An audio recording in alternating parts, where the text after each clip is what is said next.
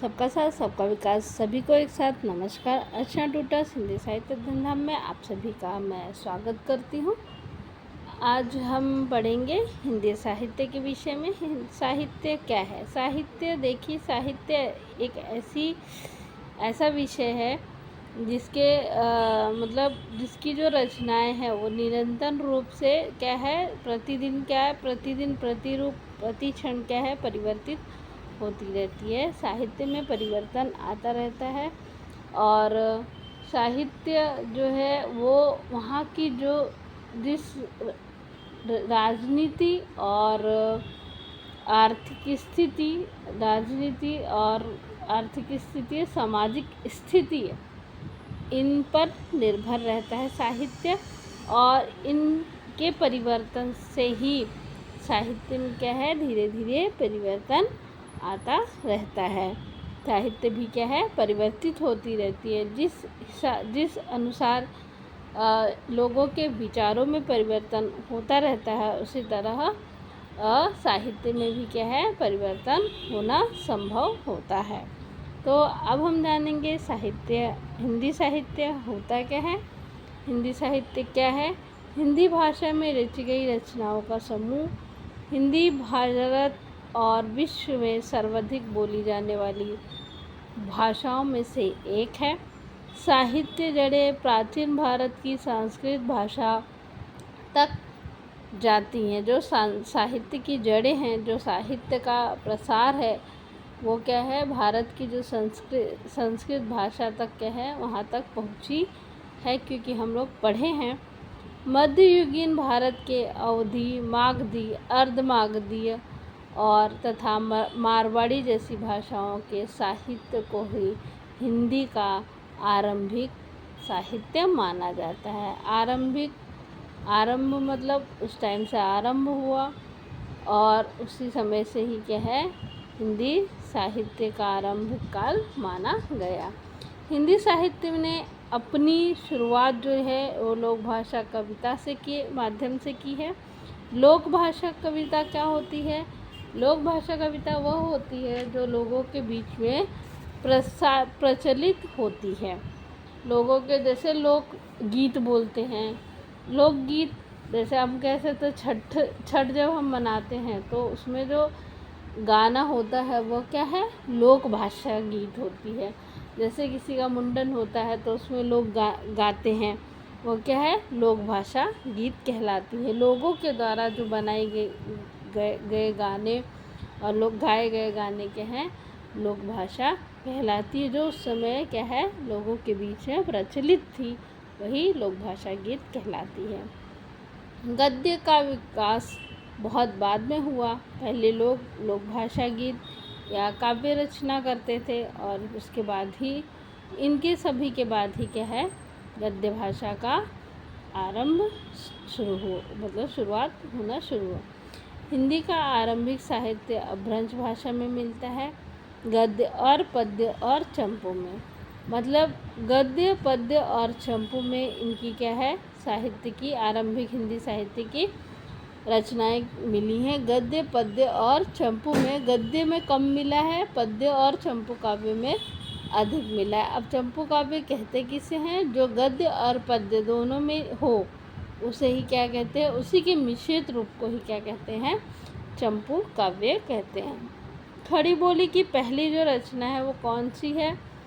इस विषय में विवाद है, लेकिन अधिकांश साहित्यकार लाला श्रीनिवास दास जी द्वारा लिखित उपन्यास परीक्षा गुरु को ही हिंदी की पहली प्रारंभिक रचना मानते हैं, गद्य में जो लिखी गई। साहित्य का अर्थ क्या होता है? लिटरेचर और लग्जरी। तो ये क्या है, ये साहित्य का अर्थ है। और साहित्य मतलब साहित्य को कहते हैं लिटरेचर इंग्लिश में, और लग्जरी।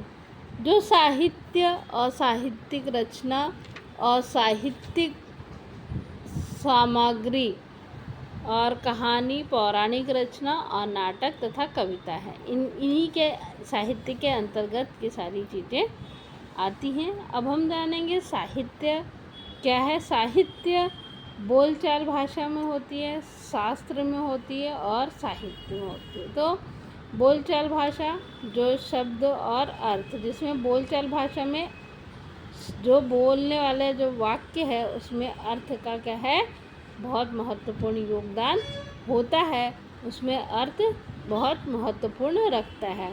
और शास्त्र में शब्द महत्वपूर्ण होता है, अर्थ उतना महत्वपूर्ण नहीं होता है। जिसमें साहित्य क्या है, बोलचाल के में साहित्य क्या है, सार्थक कहलाते हैं, मतलब ये महत्वपूर्ण भूमिका निभाते हैं अर्थ। और शास्त्र में जो है वह अर्थ की महत्वपूर्ण भूमिका नहीं होती, बल्कि शब्द की महत्वपूर्ण भूमिका होती है। जैसे सुंदर और रमणीय होना चाहिए, मन को आनंदित कर दे, और शब्द क्या है, सुंदर होना चाहिए। साहित्य में क्या है, साहित्य में शब्द और अर्थ दोनों बराबर होते हैं, दोनों की ही आवश्यकता होती है। सामाजिक हित के लिए साहित्य में अर्थ और शब्द दोनों की ही क्या होते हैं, बराबर होते हैं, बराबर में दोनों गिने जाते हैं। साहित्य 3 प्रकार के होते हैं, एक पद्य, गद्य और दूसरा चंपू काव्य। साहित्य को जो है वो 3 भागों में रखा गया है, गद्य, पद्य और चंपू काव्य। पद्य में जो है गीता, लय और प्रवाह होना चाहिए, तभी उसमें आनंद उत्पत्तित होता है। और चंपू काव्य जैसे यशोधरा, मैथिली शरण गुप्त की यशोधरा आपने अगर पढ़ी है तो वह चंपू है, क्योंकि वह गद्य और पद्य का क्या है, दोनों का ही रूपांतरण उसमें पाया जाता है।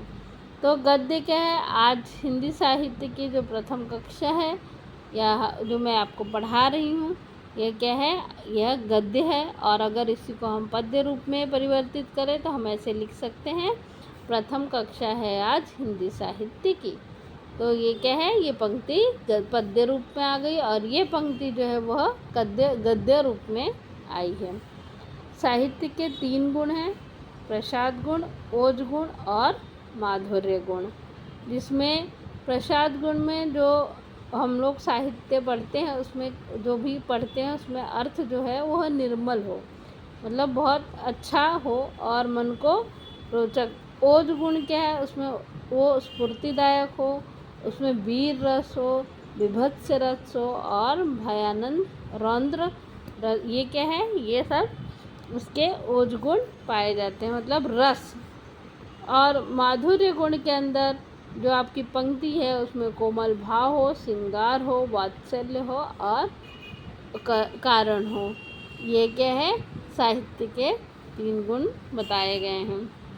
साहित्य में 3 शक्तियाँ होती हैं, इसमें अभिधा, लक्षणा और व्यंजना। ये आप लोग अगर पढ़े होंगे तो आप लोग को पता होगा। अभिधा जो है वह सरल सीधे शब्दों में कही जाती है, उसमें कोई टेढ़ा मेढ़ा कुछ भी मिलाप नहीं होता है, वो बिना व्याधा के ही सीधे सरल शब्दों में आपको बता दिया जाता है। लक्षणा जो है, लक्षण जो है वो सीधे न कहकर घुमा फिरा कर या तुलना करके किसी से क्या है, बताई जाती है। व्यंजना का अर्थ होता है व्यंग करना। जैसे अरे अगर आप कोई व्यक्ति देर तक सोया हो और उसे आपको व्यंग करना है तो आप यही करेंगे, अरे आज तो आप बड़ी जल्दी उठ गए। तो क्या है, यह व्यंजना का अर्थ होता है व्यंग।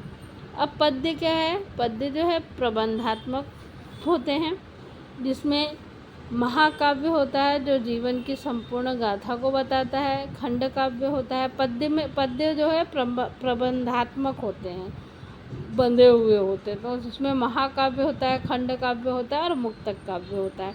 ये सब से मिलकर के यह प्रबंधात्मक काव्य क्या का निर्माण होता है। तो महाकाव्य जो है वो जीवन की संपूर्ण कथा है, खंड काव्य जीवन की का एक अंश है। महाकाव्य में क्या होता है, पूरी जीवन आप शुरू से लेके आपके पैदा होने से लेके आपके पेट गर्भाशय में आने से लेकर के आपकी मृत्यु तक की पूरी कथा क्या है, महाकाव्य में आती है।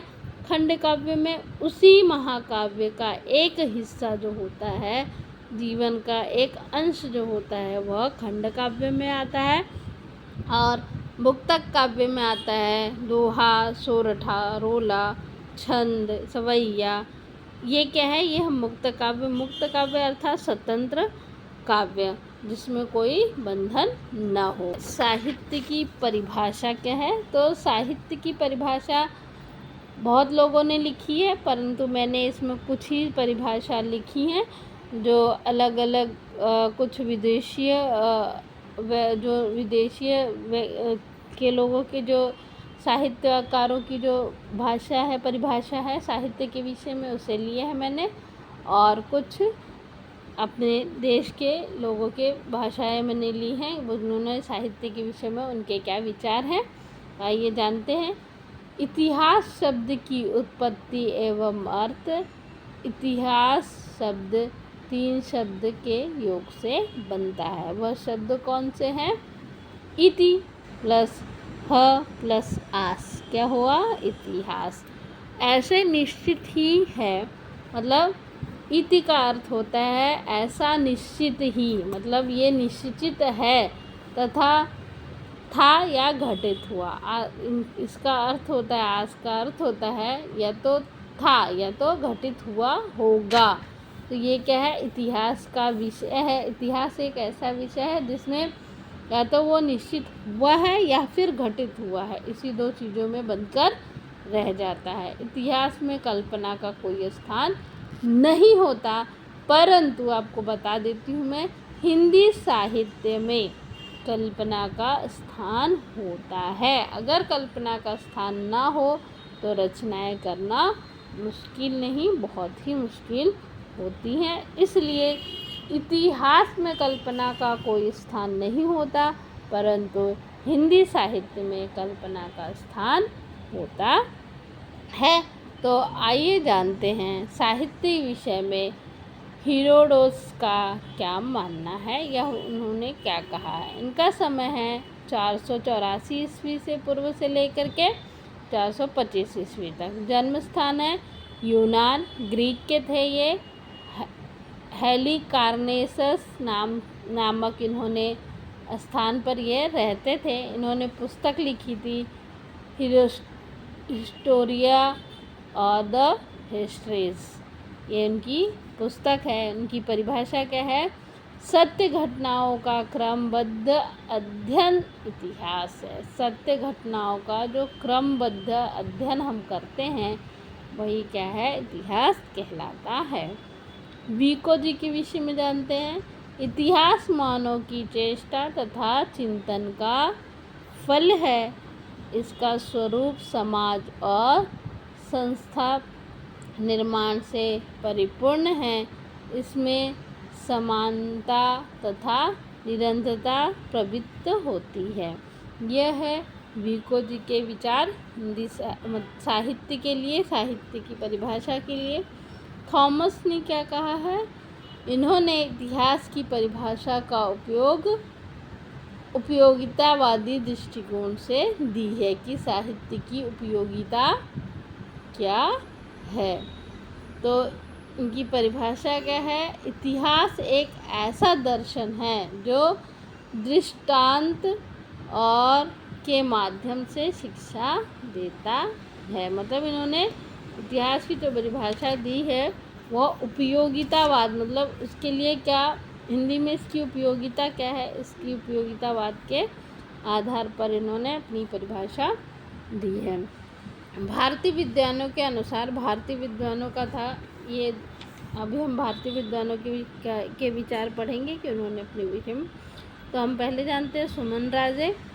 एक बात जो मैं समझती हूँ सबसे अधिक महत्वपूर्ण है, जिसकी सबसे बड़ी अपेक्षा की है, वह है मूल्यों का संयोजन, और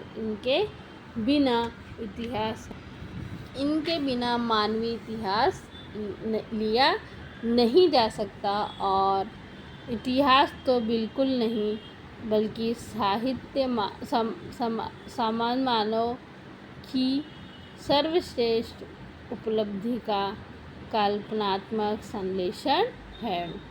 और साहित्य क्या है? मानव की जो सर्वश्रेष्ठ उपलब्धियों का कल्पनात्मक संश्लेषण है। आचार्य रामचंद्र शुक्ल जी, जिनका जन्म 1884 1984 ईस्वी में 1941 ईस्वी में हुआ है, मतलब इनकी मृत्यु हुई है। प्रत्येक देश का साहित्य वहाँ की जनता की चित्रवृत्ति का संचित प्रतिबिंब है।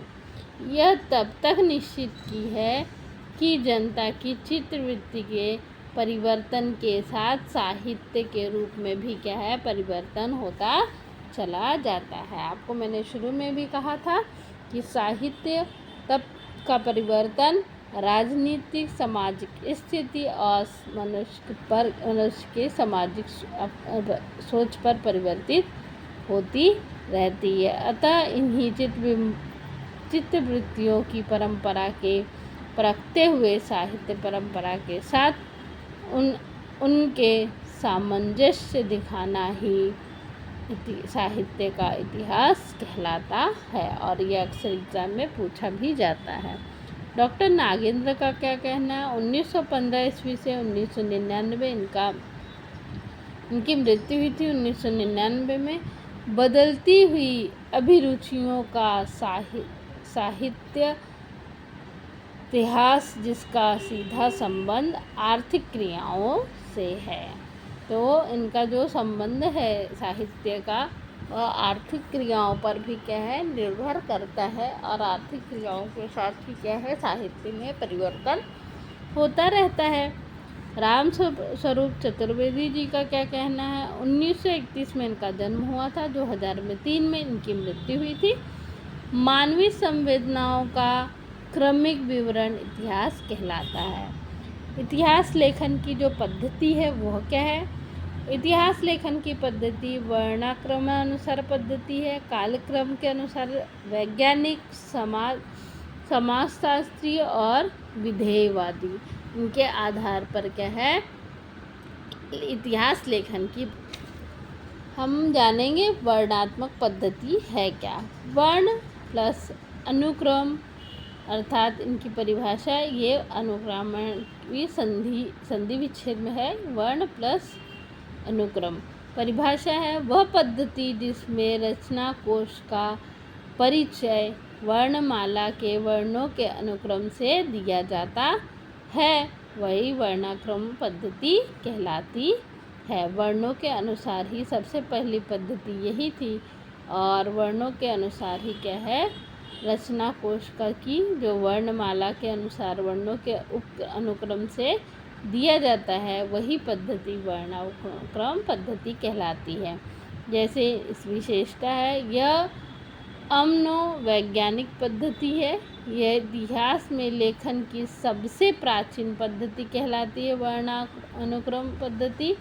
गासादत्त आसी जी ने तथा शिव सिंह सेंगर ने इसी पद्धति से ही इतिहास हिंदी साहित्य की रचना के कवियों का कालक्रम रखा था। जैसे कि ई, ये क्या है, इसी वर्ण के अनुसार शिव सिंह सेंगर ने और गासादत्त आसी ने इस वर्णानुक्रम की पद्धति का उपयोग किया था। कालानुक्रम पद्धति क्या है? काल प्लस अनुक्रम, यह इसका संधि विच्छेद रचनाकारों एवं उनकी रचनाओं का जो परिचय काल के अनुक्रम से दिया जाता है, इसे परंपरागत पद्धति के क्या है नाम से जाना जाता है। इनका उपयोग सबसे पहले जॉर्ज अब्राहम गिब्सन ने किया था। किसके लिए? इतिहास लेखन की सबसे लोकप्रिय पद्धति कहलाती है कालानुक्रम पद्धति, और इसका उपयोग सबसे पहले जॉर्ज अब्राहम गिब्सन ने अपने हिंदी साहित्य की रचना के लिए किया था। वैज्ञानिक पद्धति वह पद्धति जिसमें इतिहासकार तटस्थ रहकर तथ्यों को प्रस्तुत करता है, उसे ही वैज्ञानिक पद्धति कहते हैं। इस पद्धति का सबसे पहले जो उपयोग किया था वह डॉक्टर गणपति चंद्र गुप्त ने किया था। सामाजिक पद्धति क्या है? इतिहासकार किस रचना का एवं रचना का मूल्यांकन इस दृष्टि से करता है कि रचनाकार ने समाज से क्या ग्रहण किया तथा समाज पर क्या प्रभाव डाला है, उसे ही समाजशास्त्रीय पद्धति कहते हैं। इसका उपयोग आचार्य हजारी प्रसाद द्विवेदी ने इस पद्धति का उपयोग किया है, समाजशास्त्रीय पद्धति का उपयोग। और विधेयवादी पद्धति क्या है? वह पद्धति जिसमें जातीय वातावरण और क्षण को ध्यान में रख करके जो रचना एवं रचनाकारों का मूल्यांकन किया जाता है, उसे ही विधेयवादी पद्धति कहते हैं। इस पद्धति के जनक तेन थे। तेन ने इसका उपयोग सबसे पहले किया था। इस पद्धति का प्रयोग आचार्य रामचंद्र शुक्ल ने भी अपनी रचना में की। आलोचनात्मक पद्धति रचनाकार एवं रचना का जो परिचय देते हुए उनका साहित्य शास्त्र एवं काव्य शास्त्र मान्यताओं के आधार पर मूल्यांकन किया जाता है, उसे ही आलोचनात्मक पद्धति कहते हैं। जिस तरह हिंदी साहित्य में काव्य अलक्षणा व्यंजना की आवश्यकता होती है, उसी तरह हिंदी साहित्य में आलोचनात्मक पद्धति की आवश्यकता पड़ती है। और इसका सबसे पहले प्रयोग डॉक्टर रामकुमार वर्मा ने अपनी रचनाओं में किया है, इस पद्धति का उपयोग। तो ये है हिंदी साहित्य। अगर आपको पूछा जाए कि हिंदी साहित्य के विषय में बताइए, हिंदी साहित्य क्या है, और क्योंकि हिंदी साहित्य अपने में ही एक बहुत विस्तार है, बहुत सागर की तरह है, गागरों में सागर भरने की जैसे है। और इसकी शुरुआत कहाँ से हुई, इसकी समाप्ति कहाँ पे हुई है, ये कहना बहुत ही मुश्किल है। तो आज जितना मुझे पता था हिंदी साहित्य क्या है, हिंदी साहित्य का इतिहास क्या है, तो आपको मैंने ये बताया है। और भी है इसके विषय में, लेकिन अगर आपको पूछा जाए तो आप इतना बता सकते हैं कि हिंदी साहित्य आखिर है क्या। चलिए आज के लिए इतना ही, मिलते हैं फिर अगली क्लास में। धन्यवाद। सबका साथ सबका विकास। अगर आपको अच्छा लगा हो तो हमारे चैनल को लाइक करें, सब्सक्राइब करें और शेयर करें। धन्यवाद।